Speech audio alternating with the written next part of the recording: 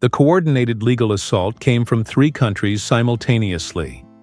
Magnus Carlsen received court summons from Oslo, Stockholm, and Copenhagen on the same Thursday morning, all claiming he had violated international defamation laws by exposing the Nordic ministerial alliance. But Magnus knew these lawsuits were desperate attempts to silence him before he could reveal the full scope of their corruption. What they didn't realize was that their coordinated response had given him the evidence he needed to expose Finnish. Sports Minister Elina Virtanen's systematic theft of Olympic training funds meant to support Finland's most promising athletes. You see, what Magnus was about to discover would prove that when corrupt politicians coordinate across borders, they leave digital trails that reveal even more than individual crimes. Because Virtanen's theft wasn't just stealing from athletes. It was part of a systematic betrayal of national pride and sporting integrity that connected to something even more sinister, called the Helsinki technology conspiracy. Magnus sat in his lawyer's office, studying the identical language used in all 3 lawsuits. The coordination was so obvious it almost seemed intentional, as if the Nordic ministerial alliance wanted him to know they could mobilize multiple legal systems against him simultaneously. "These suits are clearly coordinated," his attorney observed, comparing the documents. "Same legal reasoning, same timeline, even some identical phrases. This level of international legal coordination requires significant resources and planning." But Magnus noticed something the alliance had overlooked in their rush to intimidate him. The legal documents contained metadata and administrative codes that revealed which law firms had prepared them and when. More importantly, they showed evidence of communication between legal teams across different countries. Communication that had to be paid for by someone. The financial trail led directly to Elina Virtanen, Finland's sports minister, who had authorized payments from her discretionary budget to international legal consultants just days before Magnus received the lawsuits. She was using Finnish taxpayer money meant for athletic development to fund legal harassment of the man exposing Nordic political corruption. Magnus began investigating Virtanen's financial management and discovered patterns that made his previous findings about Norwegian corruption seem modest by comparison.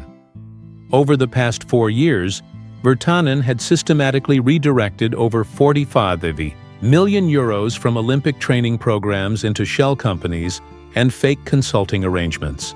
Finnish athletes deserve world-class training facilities and support, Virtanen had declared during a recent parliamentary hearing.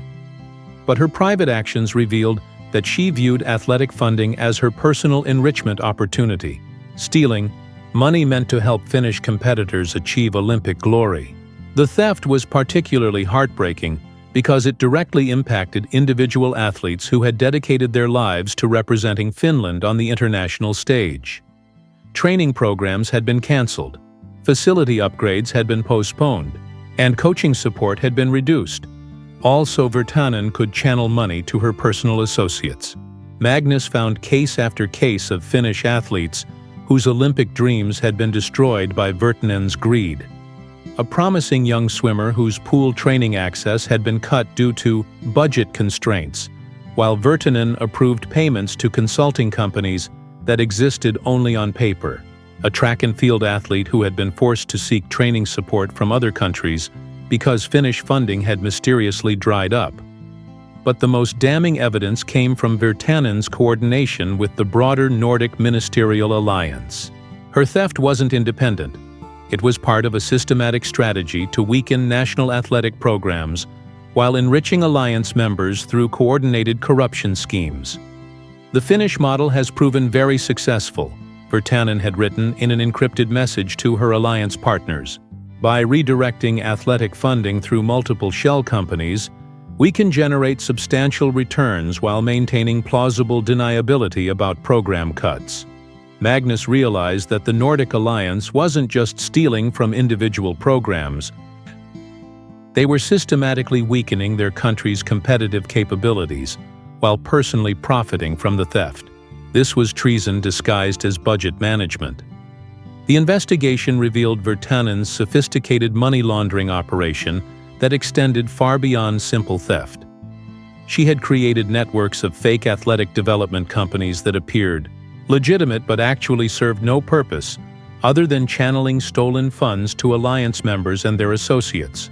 But Magnus discovered something even more disturbing in Virtanen's private communications: references to coordination with major technology companies in what she called the Helsinki technology conspiracy, arrangements that went far beyond simple financial corruption. The corporate partners are ready for Phase 2 implementation, one decoded message revealed. Athletic performance monitoring technology provides excellent cover for broader data collection and behavioral analysis programs. Magnus understood that Virtanen's theft of Olympic funds was connected to systematic data collection on Finnish citizens through sports monitoring technology. The athletic programs that still received funding were being used as testing grounds for surveillance systems that collected personal information far beyond what was necessary for training purposes. The Helsinki technology conspiracy involved partnerships between corrupt politicians and major tech companies that used athletic programs as cover for collecting biological and behavioral data on Finnish citizens. Athletes who thought they were receiving cutting-edge training support were actually serving as test subjects for surveillance technology. The biometric data from athletic monitoring provides valuable insights for predictive modeling and behavior modification research, Virtanen had explained in another encrypted communication. Corporate partners pay premium rates for access to this kind of comprehensive physical and psychological data. Magnus felt sick as he realized that Finnish athletes weren't just being robbed of training funds. They were being exploited as unwitting research subjects in surveillance programs that violated their basic privacy rights. The scope of the Helsinki technology conspiracy became clear as Magnus traced the corporate partnerships Virtanen had established. Major technology companies were paying inflated consulting fees to gain access to athlete data, facility usage, patterns, and even personal information collected through mandatory health monitoring programs. But the most troubling discovery came from analyzing the data collection protocols that had been implemented in remaining athletic programs. Athletes were required to use monitoring devices that collected far more information than necessary for training purposes, location tracking, biometric patterns, social interaction data, even sleep and stress patterns. This level of data collection serves no legitimate athletic purpose, Magnus realized as he studied the technical specifications. They're using athletic programs as cover for comprehensive surveillance of Finnish citizens. The corporate partnerships also explained how the Nordic ministerial alliance had been able to coordinate legal harassment across multiple countries. The technology companies provided communication platforms, legal resources, and even influence over judicial processes in exchange for access to the surveillance data collected through athletic programs. Magnus discovered that similar arrangements existed in all Nordic alliance countries, creating an international network where corrupt politicians provided citizen data to technology companies in exchange for legal protection and financial enrichment.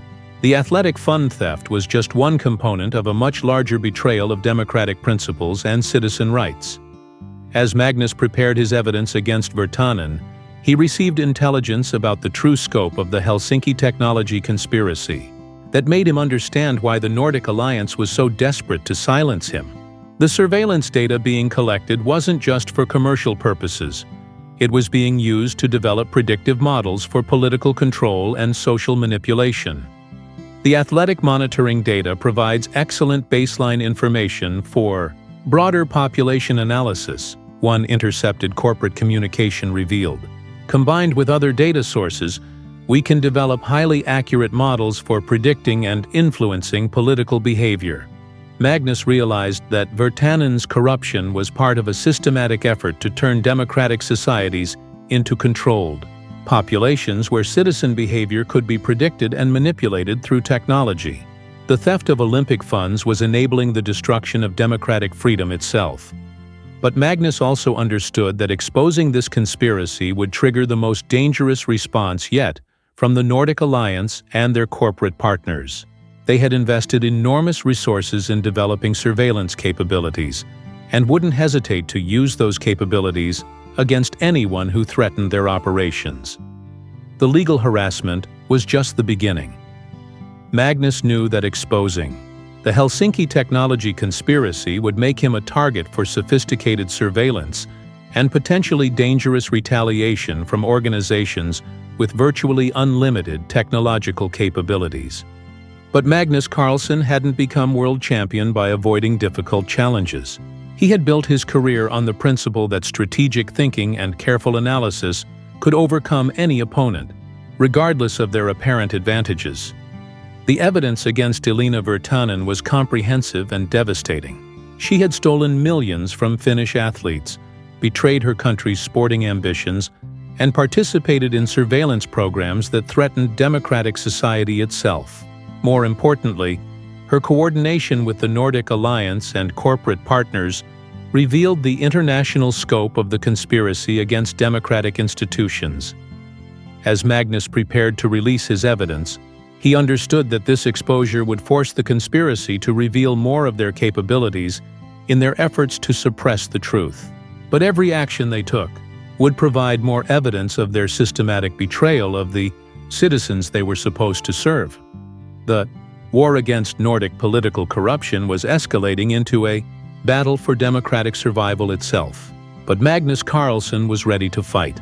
With the same strategic brilliance and unwavering determination that had made him the world's greatest chess player, the Helsinki technology conspiracy was about to be exposed, and the Nordic ministerial alliance would learn that some opponents can't be intimidated, silenced, or defeated through legal harassment and technological surveillance. Magnus had always believed that truth and strategic thinking could overcome any form of corruption. Now he was about to prove it on a scale that would determine the future of democratic society in the Nordic region.